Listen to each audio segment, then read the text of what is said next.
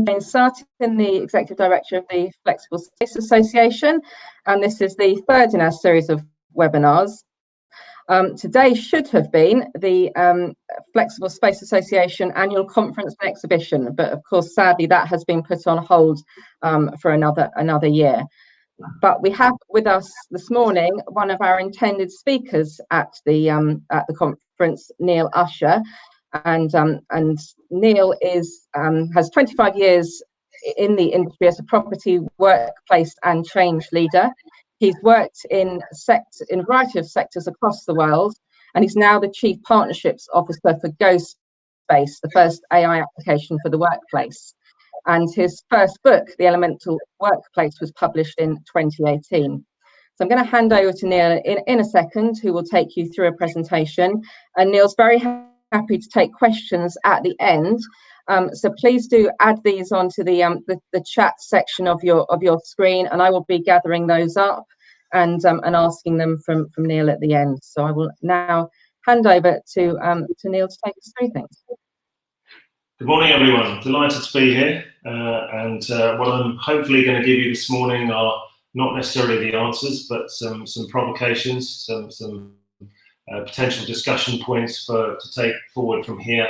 You don't need me to tell you that we're living in unprecedented times, and that the amount of debate that's arisen around the future of the office is rife at the moment, and content everywhere. I've contributed a little to that discussion, but what we are seeing is quite a sort of polarizing attitude at the moment. We're seeing very much those in favour of continuing the working from home, those in favour of sort of a hasty return to the office whenever possible. But all we really know at the moment is that we're actually sort of outside the office, and we're having to potentially contemplate what the workplace and what the office means to us going forward. So I've got a number of slides this morning, which leads through to sort of some suggestions in relation to flexible space and how we might apply some of the thinking that's been developing in that regard. So I guess what I'm offering really is a little bit of a mix of my sort of occupier experience, my experience with GoSpace and providing software to the industry, and also as a many times user of flexible workspace. I was involved with some of the very earliest experiments in flexible workspace in London, right back to the days before that, where we used to call them a jelly, with sort of freelancers and individuals coming to work together. So I've got a sort of reasonably deep history, if you like, in relation to flexible workspace as well. So hopefully bringing all of those threads together. But what we're actually seeing is a huge amount of predictions of the future. We're seeing a lot of people telling us what we think the workplace is going to be. Not a lot of people really creating it and shaping it at the moment, and I think we really need to move this debate away from what we think may happen to what we would actually like to happen. We all have a part to play in all of this. We all have a responsibility individually and collectively to make sure that the future we create is one that we really do want to see, and we want to ensure is sustainable. Because these sorts of incidences are very rare indeed in terms of the opportunity that's presented to us, and we absolutely mustn't waste that opportunity. So in terms of sort of starting the thinking, really, I often sort of pre-pandemic used to present this slide when I was really focused on sort of collaboration in the office, really to make a point that in terms of the actual reasons that we would go to the office, there were probably 5. Many other sort of sub-reasons fell into one of these categories somehow. Obviously, in terms of practicality, most of us have been forced to work from home regardless, sometimes homeschooling as well, denied the amenities and the support of the local urban environment as well, so very, very much home focused. But for a number of people, that is still incredibly difficult, either in terms of sort of, the physical characteristics of where they live, or the nature of their work, or even their sort of need for social interaction. But essentially, there is a practical consideration in terms of going to the office. Sometimes we're told to do so, whether that's a Marissa Meyer memorandum saying you can no longer work at home, you will have to come back, or whether that's something whereby the actual role relates to sort of an interface with a client or a customer, which necessitates the need to be in the office. I think the use of particular technologies is declining somewhat now that most development occurs in the cloud rather than on large mainframe systems, but there might still be a technology that is not portable and is not accessible remotely that needs you there. And then there's the buzz, really, but just the fact that we like to have people around us. We're not necessarily interacting with them or working with them on a regular basis. But like we might just go and plonk ourselves in the corner of a cafe and just people watch while we're working, it inspires us, it gives us some, it just helps our brains to function the way we want them to, just by virtue of having some people around us. But more than anything else, the thing we can't replicate, the reason for primarily going to the office, we get up in the morning and say, where are we going to work today? If we had that free choice, we would want to go to the office because that's the only place we can genuinely collaborate with our colleagues.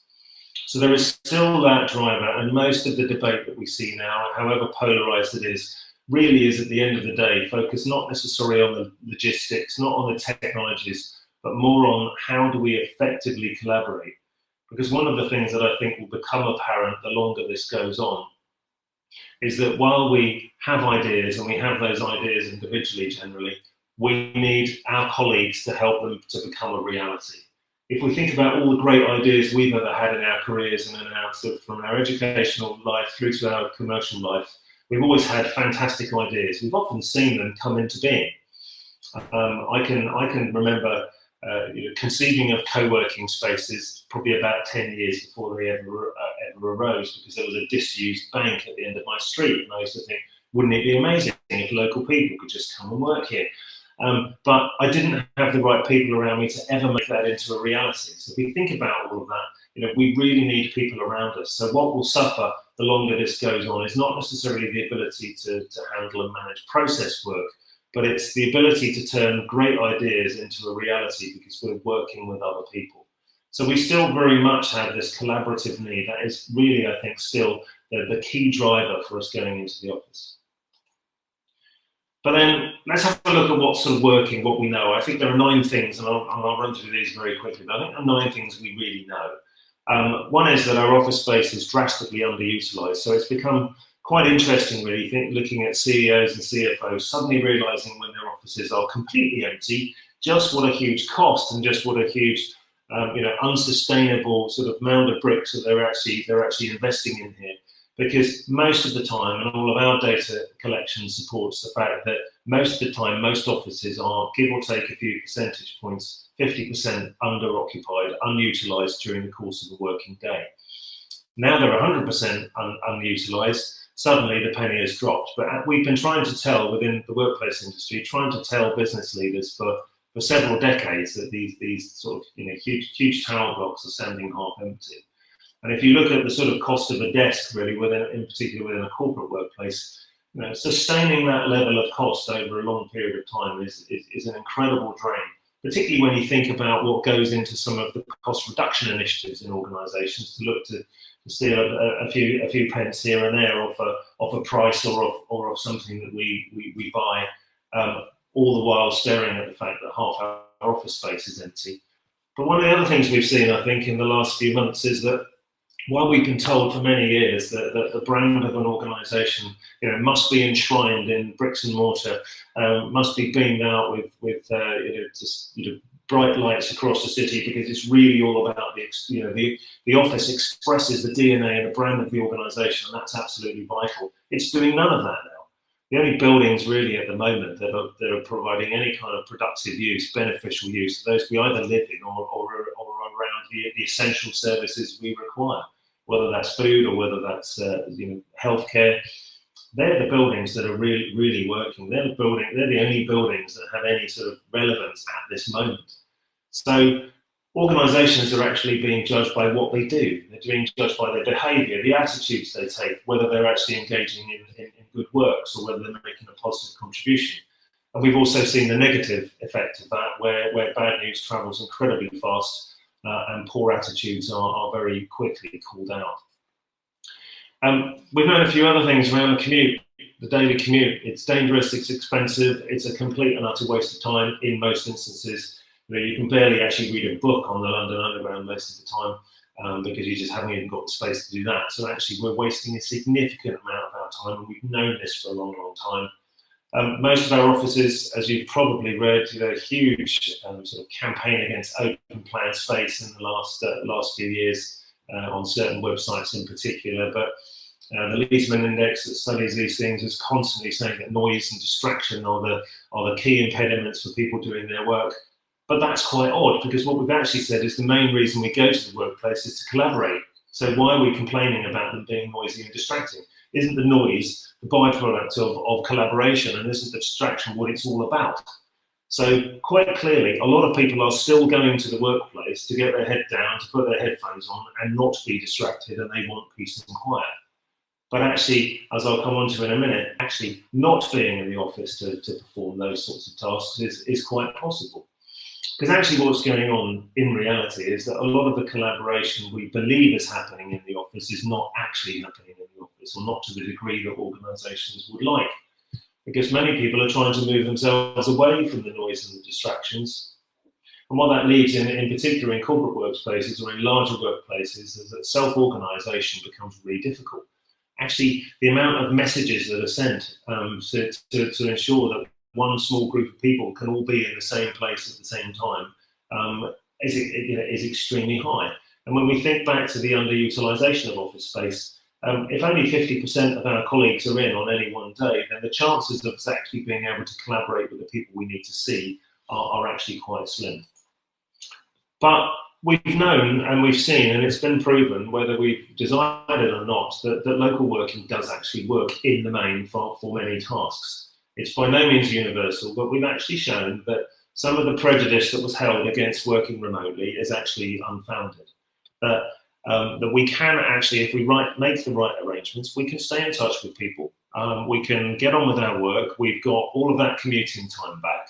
And this is something that's been campaigned for several decades. But what's happened is the sort of realization that actually local working works has been massively accelerated in the last few months.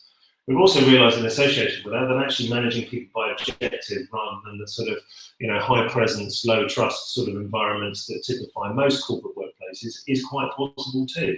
That actually just giving people clear tasks and making sure that we check in with people on them being performed to the right level and at the right time is actually quite possible.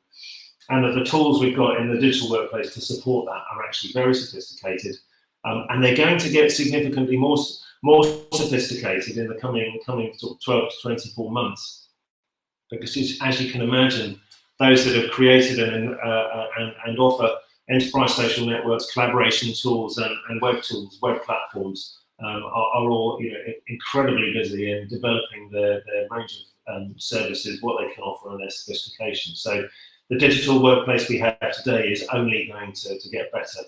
And I think it was Microsoft's CEO a week or two ago said we've seen probably about 3 years worth of digital transformation occur in 2 months. It's been quite phenomenal, the degree to which we are now becoming remote work proficient. I've been doing quite a lot of work with a large firm of lawyers, and for a lot of those people, sort of dialing into, connecting into web calls on a regular basis was unheard of. And so the degree of self-sufficiency that we're all now developing is also significantly enhanced. But what we're facing really is diverging needs between people and organisations. We're finding that our people want more safety, more choice, they want more space in the workplace. And that's something that's really been sort of hot in the debate, is how much physical space might we have around us. We could probably add to this list as well that people are still very much interested in having an environmentally sustainable office environment, workplace environment too. But contrast that with what organisations are looking for, particularly with the sort of the predictions of a serious recession that's going to hit post-pandemic. The reduction in costs, the increase in flexibility, and the increase in resilience is going to be incredibly high on the list for organisations. And at the moment, it feels like those two objectives here are diverging, and how do we actually bring those together? So we'll have a little look at how I think we can do that. But I think what we're facing really is this, we're sort of on this cusp really. Are we going to revert to the way things used to be? Are we going to just literally wait this out and then start moving everybody back into the workplace, getting everybody back on the trains and commuting, and we'll almost pretend this never happened? Or are we actually going to create a future that actually is very different from the way it used to be? Which way are we actually going to take this? And I'm sensing a very sort of the establishment very much pulling to the left, and I think there is a group of people that are pulling very heavily to the right. And interestingly, they come from many different backgrounds. This isn't just workplace or office folk. These are people in communications, HR, finance, many different roles that are interested in a potentially visionary future. So if we look at some of the characteristics here of what the old world and the new world might be against a few criteria, these are probably things we recognise about the way we've been working up until the pandemic. Within very centralised organisations, very much management geared around presence rather than trust, it's expected that we will be in the office, and actually expected that we will always be on. And I think there's an interesting, as I'll come on to in a moment, an interesting sort of product of all of this that I think is changing the way we create our work-life balance. But in all of this, the priority has always been given to the physical workplace, and the digital tools are just the add-on. They are just there to make the physical workplace work better, which means the workplace itself is purely and simply there for work of whatever nature and whatever type. But actually, the new world may be very different from that if we want to create this, which is that we will, instead of considering face-to-face communication as being the be-all and end-all of everything, we will start to think about communication as being human to human in whatever format and using whatever means that takes. Organisations, when they are remote, are having to decentralise quite dramatically. The ability of an organisation in a physical space to channel instruction through a centralised structure has been undone somewhat by being remote, and so organisations are having to learn to work in much more decentralised ways. Issuing instructions and requests and requirements, on the basis of it being an objective and something to be achieved, and something to rather than purely managing attendance and managing process. And I think, as I referenced just now, this idea that potentially we are now on when we're needed rather than always on. And I think it's been interesting in the sort of the home working that everyone's been undertaking, is that it's actually becoming much clearer for us and much easier for us to be able to say the times at which we're available, to be able to clearly delineate between our home life and our working life. And this is almost counterintuitive, but we're able to say, no, I don't start until this time, I finish at this time, I have this time as a break in the middle of my day, I have lunch with my family, whatever it is. We're actually not shy any longer of declaring when it is we're on and when we're not on. Which means that with all of these tools, that by necessity we have now a much better balance between the physical and the digital workplace. They are seen at last to be meshing, supporting one another with slightly different behaviours in each, but very much part and parcel of the overall view of what the workplace is. It's not just all about the physical workplace, which means we're now starting to think about the prime purpose, back to my first slide, actually starting to underline the fact that the physical workplace is about collaboration. When we're thinking about original purpose, why is it there? Why do we create it? Why do we pay for it? What is it there to support? It's to support collaboration. So that's how that new world starts to look if we want to create that. But is it possible that we could compromise on some of these things? Is it possible that we could actually choose a path that sits somehow somewhere between the two? And I think really that we've only got a few of these where we can actually start picking them apart and say that we could probably have a little bit of standard attendance and a little bit as needed. We might be able to balance that. We certainly can balance our priorities in relation to physical workplace and digital workplace if we're very careful with that. And we can think that while the prime purpose of the workplace will be for collaboration, we do need to still be able to support focused work and quiet work, because we're unlikely when we are in the workplace to be collaborating all of the time. So being able to steer a path between the way things used to be and the way things might be is possible in a few of these areas. But I'm going to put this up twice, and I'm going to come back to it with a tweak towards the end. But if we think about the sort of subconscious decision process we go through when we get up in the morning, let's assume there was no pandemic, that had never happened, this would have been real, which is, potentially if we're faced with a choice, if we've got things to do, we need to do them with other people, and are they face-to-face, so we'll go to the office.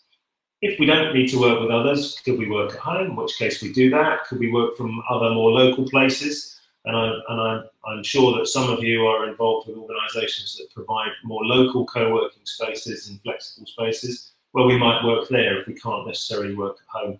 And only if we don't have the physical ability to do that would we then go to the office. So this sort of decision tree has been one of the things that in a lot of mature organisations has been driving the underutilisation of office space, because we've been giving people choice to work when, where and how they choose.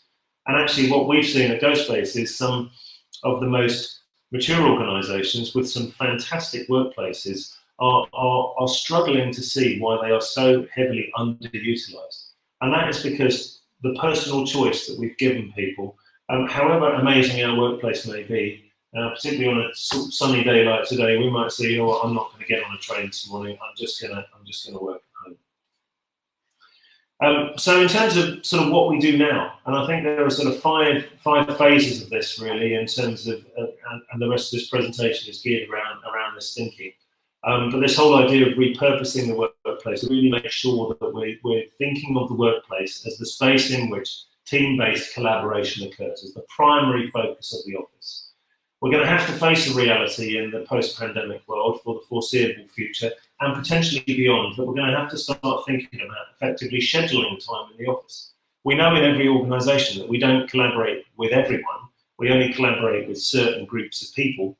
And we also know that in digital space, it is quite possible to explore and create new relationships, new networks. So on that basis, if we balance the physical and digital tools and space we have available, then it's quite possible for us to start understanding how we can schedule space in the physical workplace so that we can be with those people we work with the most, rather than necessarily being there on the off chance that we might bump into someone. So the purpose of the office being collaboration, a much more purposeful scheduling of the times that we're actually there. But that's not going to be a once and for all activity. What we're going to see in the coming months is the continuing need for adjustment. We're going to have to monitor and adjust the schedules, monitor and adjust the space that we provide for people. Virtually nobody, including many of your members, are going to get this right first time. We are going to have to morph and adjust our office space and the allocations of space within it on a step-by-step basis, because we don't just have organisational priorities to consider now, we also have external factors, political considerations, we have scientific and medical considerations as well. We're dealing with the influences on the office space at multiple levels. Anything we do has to be fully integrated with any other safe working policies, procedures, any new rules or guidance that our organisations are issuing. So our approach to the workplace has to be embedded in the whole programme that organisations are looking to develop. But then the opportunities here through a much smarter scheduling of space and at the times that people spend in that space potentially offers us the opportunity to free some of that underutilised space. You know, that huge sort of unsustainable, both sort of commercial and environmental burden that unused office space presents. You know, we now have a fantastic opportunity to start releasing it. And what that means really in terms of flexible space is that you can actually create new tenancies. If you're able to understand where your clients and where your tenants are actually underutilising their space, you can offer them solutions to that. You can contract their space, you can offer them different modules within the space and continually recycle back into the market the new tenancies to ensure that you are maximising your occupation and maximising the revenues. So just a quick worked example of what I mean by smart scheduling. If we took the sort of the pre-COVID world, we would have said in a large organisation, okay, 1,000 people, give or take 10 square metres a head, so we need a 10,000 square metre building. And as you're probably aware, because it's part of your whole pitch and sort of marketing approach, this office would probably be half empty on a day-to-day basis. We always provide, and in my whole experience in the corporate world is that there is always a drive to provide an office on the off chance, just in case everybody shows up, which of course they never do.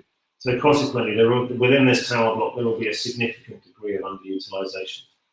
So if we said, well, you know, with the pre-COVID thinking, half our people probably could continue to work remotely. You know, they might need to pop in occasionally, but essentially they'll be remote-based workers. So this looks like good news because we now only have to accommodate 500 people, and if we give them 10 square metres a head overall, that's a 5,000 square metre office. It's half the size of the one we used to operate. Well, hang on a minute, people don't want 10 square metres a head anymore. They don't want to be sort of, sitting on the big rows of white desks like they used to be.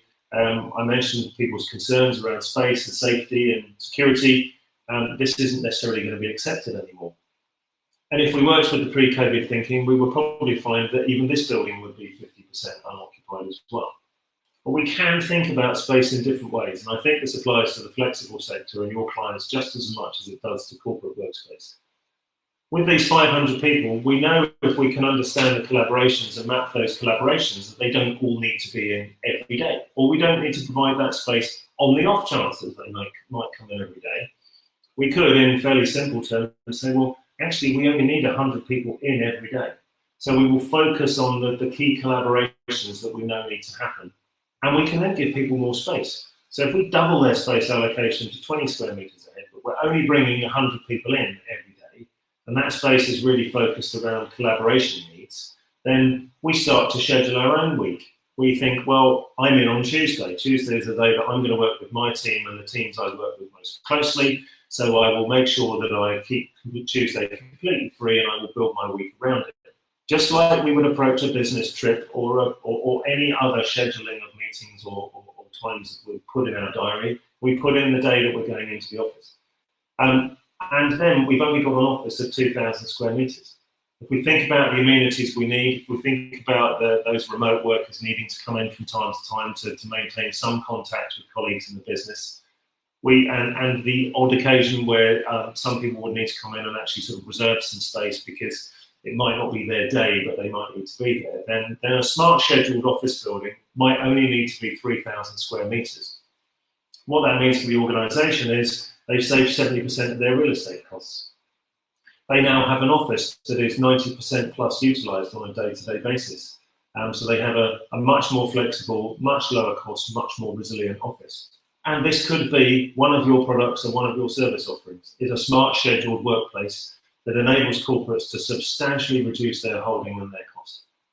What does it mean for people? They have a better work-life balance. They know that when they're going into the office, they're not going through the agony and the expense of their commute just to sit in the corner with their headphones on. They know why they're going into the workplace, and that's to collaborate with their colleagues. So it's purposeful. They know why they're going through the commute, and it's worthwhile going through that commute to be there. And they know when they get there, they get more space than they used to have. So the whole experience is significantly enhanced. But they don't need to be there all day, every day of the week, just to sit and do their work. They can do that when they need to if they're there, break away from the collaboration sessions when they need to. But suddenly, everything feels much more purposeful. So let's go back to our little flow chart, our little sort of, we get out of bed in the morning and instantly we're in the top box and we've got things to do today. Obviously, if you haven't, there's no problem. But yes, we've probably got things to do today. Do we need them to do them with other people? And then we get to the question really that we've changed. The only thing we've really changed here in people's considerations is it my scheduled time to be in the office? Well, yes, it is. I'm working with other people, then I'll go to the office. And if we follow the chart through from my scheduled time, no, can I work at home? No, anywhere else? Actually, what we're finding is that, by arrangement, we might be able to go to the office if we really haven't got the ability to work at home or locally. But I think one of the significant opportunities for the flexible sector is in that left-hand side box. Other places locally to go, catering for the people that can't necessarily have a space at home that is effective, not necessarily based around collaboration, but just somewhere to go and work locally. And that way we take the pressure off the main office space and we allow that smart scheduling to function. So the question I'm asking now then really in relation to that new world is, can the flexi sector adapt to that new world? And I think if we look at the sort of key components that I laid out there in terms of the future world, should we wish to create it, I think we can schedule attendance as needed. That sort of human-to-human collaboration, the physical aspect of that, the physical part of that can be scheduled. So yes, we can do that. Your space can provide for those decentralized structures. It's ideally geared towards that. I think is, do you really need to provide digital tools, or are there sufficient being provided now? Is that really a focus for you? Well, what else can you provide as to enhance the digital workplace for your members, not just the physical workplace, enabling them to schedule their time in your space and elsewhere? You really don't have to worry about management by objective, because most of those organisations will look after that and look after the time when they're on and not on. But you can provide spaces which really centre around collaboration, sort of safe collaboration for the time being, and some focus spaces. But I think it does potentially shift the whole service offer that you've been used to in the last few years, which was really all about sort of free flow and free movement, free mingling within those spaces. It can be adjusted slightly. So back to Abraham Lincoln's quote and shaping. These are the things I think for the flexible sector that really need to be focused on. I see a huge gap in the market at the moment between the institutional corporate lease and the flexible offer. There must be ways that spectrum of potential offers to small to even the larger organisations can be filled in. Right now it feels very polarised. You really have one extreme or the other. What else can actually be used to create a much richer spectrum of options? Looking at, so for those location agnostic companies, which I think is a really interesting term that I saw last week. People only work remotely if there is something to work remotely from. But companies like Automatic and Trello, those companies who are quite used to never having had any space at all, still might need a pay-as-you-go option. They still might occasionally need space, and they don't want to have to go and book that at a hotel or somewhere. So really catering for the location agnostic companies from time to time as they need those spaces is going to be really important, because I think we will start to see a lot more location agnostic companies coming into being. So potentially then as well, if a lot of people, particularly younger people, who are either living in their parents' house or living in sort of shared houses, if I think back to the shared houses I lived in when I was in my sort of late teens, early 20s, just out of university, could I have worked at home in those houses? It would have been utter chaos. No, I couldn't. So I would need somewhere just to work, just to go to work. What I heard yesterday from a colleague in Hong Kong was that actually there was a real drive in the Far East for spaces just for people to get their heads down and get some concentrated work done, because they all live in very small apartments, usually with 3 or 4 generations in the household, and working at home. It's not just about going to the office to collaborate for them. It's actually about having somewhere peaceful, quiet, and functional to actually just do some work. It is this creation of potentially some additional add-ons really to the digital workplace that might be available through an organisation, or either the sort of free tools we use. What else can you create and innovate that sits alongside those to enhance the digital workplace experience as well?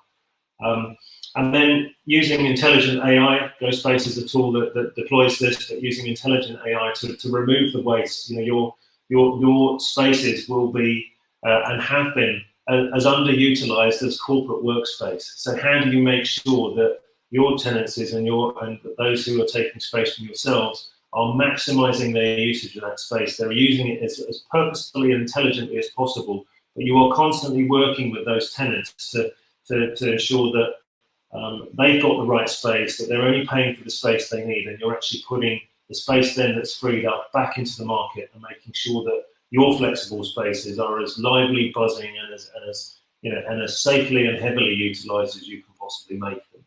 So I think out of that whole story, these are the areas that I think that the flexible workspace sector will need to concentrate on in the coming months. But I see a hugely promising future for the flexible sector from here.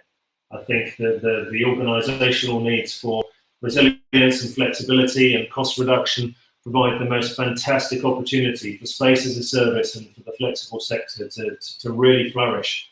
But the market is going to need to see innovations from yourselves, and I'm sure a lot of you are actually working on these right now. But I think the whole market is looking at yourselves to say, okay, you guys are usually ahead of the game. What have you got to offer? How can you make this all possible for us? How can you bring the needs of people and organisations back together so that we're all aiming for the same thing, pulling in the same direction? And I think if you can do that, the future is incredibly bright. Thank you very much for listening. That's where I'm going to pause for breath, which doesn't happen very often, but I'm going to pause for breath, and I'd be delighted to take any questions you may have.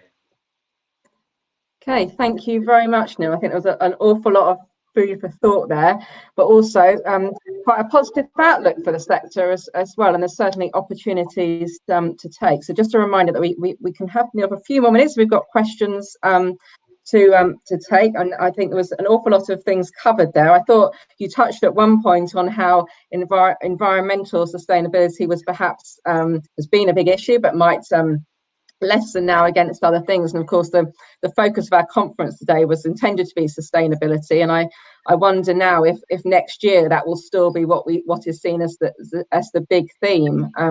How big a part do you think that might play in the future? I think that the climate emergency is very much with us. It is interesting looking at all of these sort of CO2 emission maps and seeing how when we're all actually out of these city centres, just what a breathing space we've given to the planet. But it's not that the climate emergency is not going to go away. We saw just pre-pandemic that it sort of through sort of a lot of the climate action that was taken. Frequently remember walking past Oxford Circus to find the whole of central London ground to a halt. The climate emergency is very much with us. But when we think about the space that's provided in a city centre, if we look at every single corporate workplace and every single workplace, and if we're actually saying that these are half empty on a day-to-day basis, then the logical conclusion from that is that we have twice as much office space as we need. So the challenge for us is to make sure that office space in the future is commercially sustainable and environmentally sustainable. And those two things have to go hand in hand. They can be mutually supportive. So my suggestion here is that we really are looking to get much more out of the space we have, and we probably need to stop building quite so many more offices if we can't actually get beneficial use out of the ones we have. So that perhaps leads nicely into a question that we've had from Sally Maskery of whether you think these changes could lead to an oversupply of city centre offices. I think they've been oversupplied for 20 to 30 years, possibly more than that. I've been in this business for almost 30 years. I can remember very earliest utilisation studies that I ever did when utilisation studies became a thing. And being absolutely amazed in the early days that offices were so underutilised. So this was in the days when it was one-to-one attendance, and there was a full expectation that you would be there unless you were on holiday or off sick. And even then they were hugely underutilised. It's what drove the whole move to the agile workplace, activity-based workplace. Always the first thing anybody ever did was a utilisation study, just to prove to management that 30 to 50% of the space was unutilised, and we could save some money. This has been known for decades, but realistically, what's happened with the pandemic is it's really forced everyone to have a look at the purpose of the office. And the question I usually ask is if the city centres we had now didn't exist, if when we sort of finally got back on the train and went to the city centre, there was nothing there anymore, would we recreate what we've created today? And I think the answer to that would be absolutely not. We would do something entirely different. Yeah, and the timing of this is interesting as well in terms of in the last few months there been a number of reports. I remember one by IWG on the move to more regional workspace and the provision of flexible workspace in that, and of course that's very much that I'm sure is going to come to the fore now, and those earlier thoughts are going to be put into action maybe more quickly than might have been the case. Well, we're going to see high streets with, the high street is going to take a huge pounding. A little while ago, there was an initiative through one of the large property companies, I think, to potentially repurpose retail outlets that were not being used as workspace. A little before that, there was a campaign to turn all of the large, I think the BT buildings that usually sit on top of a tube station, on top of a railway station. There was a building on top of a railway station, and most of them were empty, to turn these into more local workspaces. But I think the shift to local is going to be significant in the next 5 years. And I think we're going to see that underpinned by moves in the residential market as well. I think we'll see a lot of people moving out of city centres thinking, well, if I'm not going into the city centre every day, then I don't necessarily need to be here. I can be somewhere else. I can have a much better quality of life in a different place. Yeah. There's a comment here that there's a study in the USA that 20% of staff are out of the office 1 day a week, and asking if you have any stats on for that in Europe, or any thoughts. I mean, I suppose that's 1 in 5 people out of the office, and as you talked about, that's probably a growing trend. But years of either conducting utilization studies, or at GoSpace we collect data on utilization. We process that back through the artificial intelligence that schedules and optimizes space. So we're always collecting data with clients, and we've actually seen the sort of 50% utilization. So assuming that half the people are out every day, actually, becoming a more serious proposition for organisations, where we're down at the sort of 25-30% utilization levels. That's supposing that 7 in every 10 people are not in the office during the course of the day. The first 10% is usually the bit that's made up of people being on holiday, or working at a client, or absent ill. That 10% is always the case. Even in sort of certain cultures, particularly in sort of places like the Far East, there's a much heavier pressure on daily attendance, and we usually find utilisation levels much higher. But even in those sorts of locations, we'd expect to see the first 10% just naturally accounted for. When we're thinking then in most of our office accommodation, that in city centres in the UK, that at least half the people are not in on a day-to-day basis. I mean, the amount of waste that's associated with that is terrifying. Yeah. Okay, well, thank you very much. I think this has been a really interesting session, and I'm sure that there's lots that people are going to go away and be thinking about more, and building into their planning for the coming months and potentially years ahead. So thank you, Neil, and I'm sure everyone can track down a copy of your book online, and I think you've got your own website as well, haven't you? Yes, I mean, very interested to talk to you about GoSpace if you want to sort of look at how that might apply to your offer. My book's available on Amazon. I'd love to post a copy to you, but I promised to post a copy to someone the other day, and I couldn't get anywhere near the post office. So for the sort of the $12.99 or whatever, it's probably easier if you're interested to order from Amazon. Other than that, yes, I have the Work Essence blog site. I've probably written about 300 articles about work and workplace. Still writing those on LinkedIn. So, but I think now I've completely had enough of talking about home working and office working. It's time to sort of start thinking about something else for a while. Okay, well, thank you very much. And we have our second webinar of the day this afternoon, as I said, marking what should have been the day of our conference, when we'll be hearing from John Williams and Will Kinnear at 2 o'clock. And I know that many of the people registered this morning also registered this afternoon, but there is still time to do that if you go to our website and to the events page. So thank you very much, and goodbye. Thanks very much indeed. Great to be here. Thanks a lot.